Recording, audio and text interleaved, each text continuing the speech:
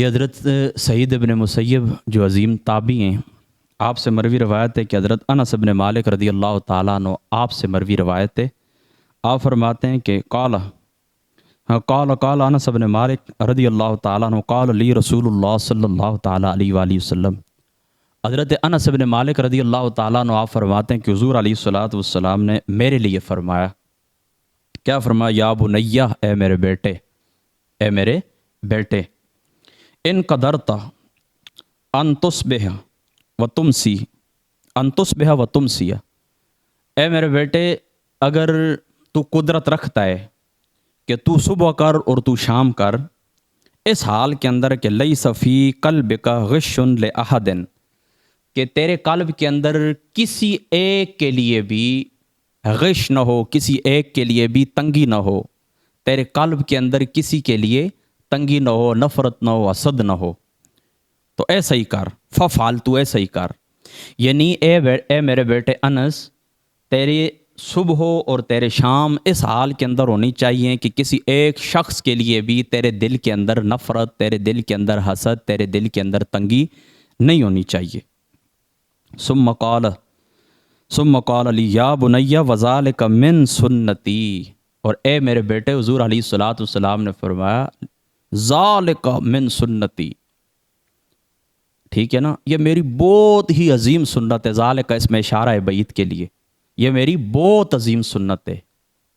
آگے حضور علیہ الصلوۃ والسلام نے ومن احیا سنتی فقد احیانی، اور جس نے میری سنت کو زندہ کیا اس نے مجھے زندہ کیا، ومن احیانی کان معی فی الجنہ، اور جس نے مجھے زندہ کیا وہ جنت کے اندر میرے ساتھ ہوگا۔ تو حضور علیہ السلام کی سب سے عظیم سنت اس حدیث پاک کے رو کے اندر کون سی ہو؟ یہ حدیث پاک ہے کہ ابواب العلم، جامع ترمذی شریف، جلد نمبر 2 اور صفحہ نمبر 553۔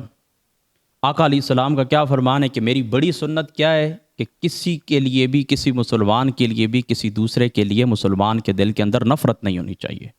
وہ ممتاز مفتی لکھتا ہے نا اپنی ایک کتاب غالباً تلاش ہے، یہ علی پور کا ایلی ہے، غالباً تلاش کے اندر ہے، اس کے اندر وہ لکھتا ہے مجھے جو بھی ملتا ہے تو مجھے داڑھی کے متعلق کہتا ہے کہ اپنی داڑھی رکھ، لیکن کوئی یہ نہیں کہتا کہ اپنا دل بھی صاف کر۔ دیکھیں نا، داڑھی رکھنا بھی حضور پاک کی سنت ہے، اسی طریقے سے مسواک مارنا حضور کی سنت ہے، پگڑی باندھنا حضور کی سنت ہے، سنت زوائدہ ہے۔ تو لوگ ان کے اوپر زور دیتے ہیں جو سنت زوائدہ ہیں، اور جو حضور علیہ الصلوۃ والسلام کی بڑی سنت ہے، یعنی دل کی صفائی رکھنا، دل کو صاف رکھنا، اس کی طرف کوئی توجہ نہیں دیتا۔ بس ظاہر کے اندر جس کی پگڑی ہو، جس کی داڑھی ہو، وہ امیر المؤمنین ہو جاتا ہے، اس کو لوگ اہمیت دیتے ہیں اور کہتے ہیں او بڑا کچھ بھی نہ آتا ہو، دیکھ کر قرآن پاک پڑھنا بھی نہ آتا ہو تو کہتے ہیں یہ بہت بڑا عالم ہے، بہت بڑا فاضل ہے، اس کو مسجد کا امام مقرر کر دیتے ہیں۔ جبکہ ٹھیک ہے، یہ ساری باتیں ٹھیک ہے، پگڑی بھی سنت ہے حضور علیہ الصلوۃ والسلام، حضور علیہ الصلوۃ والسلام کی، ٹخنے ننگے رکھنا یہ بھی آقا علیہ الصلوۃ والسلام کی سنت ہے، سار کے اوپر ٹوپی رکھنا، مسواک کرنا، راستے کی دائیں طرف چلنا، یہ ساری سنتیں آقا علیہ الصلوۃ والسلام کی، اور محبوب ہے اور کار ثواب ہے۔ لیکن یاد رکھنا ان کے ساتھ بڑی سنت کو، حضور علیہ الصلوۃ والسلام کی بڑی سنت کو آپ نے نہیں بھولنا ہے، اور وہ بڑی سنت آقا علیہ الصلوۃ والسلام کی کون سی ہے؟ وہ بڑی سنت حضور علیہ الصلوۃ والسلام کی یہ ہے کہ اپنا دل صاف رکھیں۔ اور اس زمانے کے اندر سب سے بڑی ہماری جو خرابی ہے وہ یہی ہے کہ ہم اپنا دل صاف نہیں رکھتے، نہ دوستوں کے لیے، نہ رشتہ داروں کے لیے، نہ گھر والوں کے لیے، نہ پڑوسیوں کے لیے، اور نہ ہی باقی اپنے ملک کے جو ادارے ہیں ان کے لیے۔ تو اپنا دل صاف رکھیں، ٹھیک ہے، یہ آقا علیہ الصلوۃ والسلام کی بڑی سنت ہے۔ آگے مجھے ایک سوال ہوا تھا، اس کا میں بتا بھی دیتا ہوں۔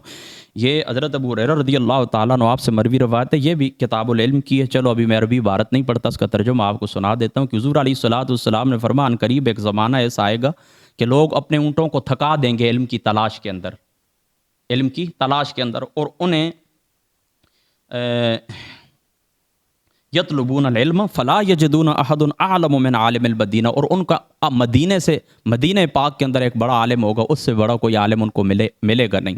یعنی علم کی تلاش کے اندر لوگ سفر کریں گے، اس وقت ظاہر سی بات ہے اونٹوں کے اوپر، گھوڑوں کے اوپر سفر ہوتا تھا، جانوروں کے اوپر، تو لوگ سفر کریں گے، اور مدینہ پاک کے اندر ایک بہت بڑا عالم ہوگا، اس سے بڑا عالم روح زمین کے اوپر کوئی نہیں ہوگا۔ تو یہاں پر حضرت ابن عیینہ رضی اللہ تعالیٰ عنہ آپ کا یہ قول جامع ترمذی شریف کے اندر فرما قال فی ھذا من عالم المدینہ، فرما انہ مالک ابن انس، وہ حضرت مالک ہیں جو چوتھے امام ہیں، حضرت مالک دوسرے حضرت امام ابو حنیفہ رضی اللہ تعالیٰ عنہ کے بعد حضرت امام مالک صاحب رحمۃ اللہ تعالیٰ علیہ. تو یعنی اس حدیث پاک کے اندر حضور علیہ الصلوۃ والسلام نے جو اشارہ فرمایا ہے وہ کس کی طرف اشارہ فرمایا؟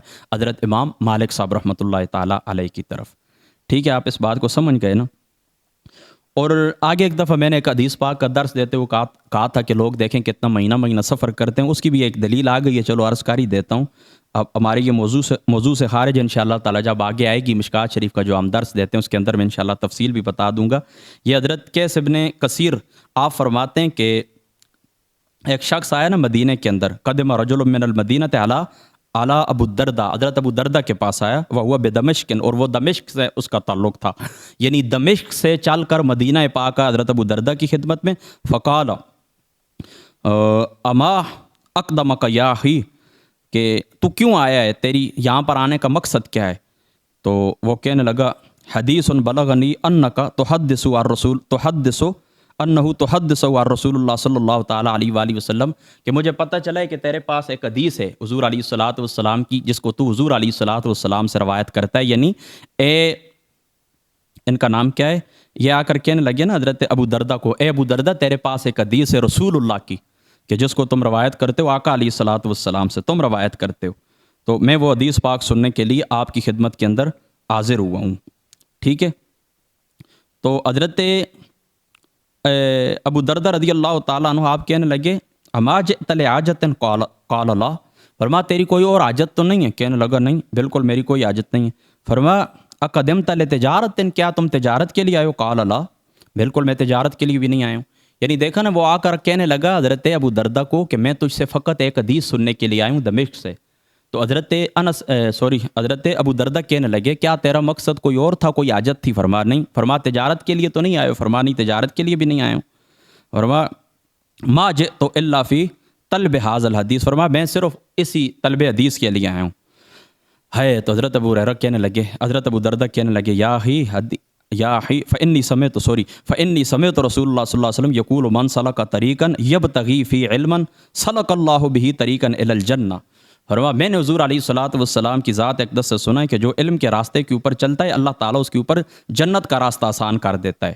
وَإِنَّ الْمَلَائِكَةَ، چلو آگے چھوڑ دیتا ہوں، ترجمہ کر دیتا ہوں. اور یہ جو ملائکہ ہیں اللہ تعالیٰ کے فرشتے ہیں، یہ طالب علم کے، یعنی جو طلب حدیث کے لیے طلب علم کے لیے آتا ہے، تو اللہ تعالیٰ کے فرشتے اس کے قدموں کے نیچے کیا بچھاتے ہیں؟ اس کے پاؤں کے نیچے اپنے پر بچھاتے ہیں.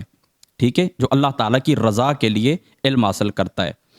اور عالم جو ہوتا ہے تو اس کے لیے یستغفر لہ من فی السماوات و من فی الارض حتی الحیتان فی الماء، اور وہ جو عالم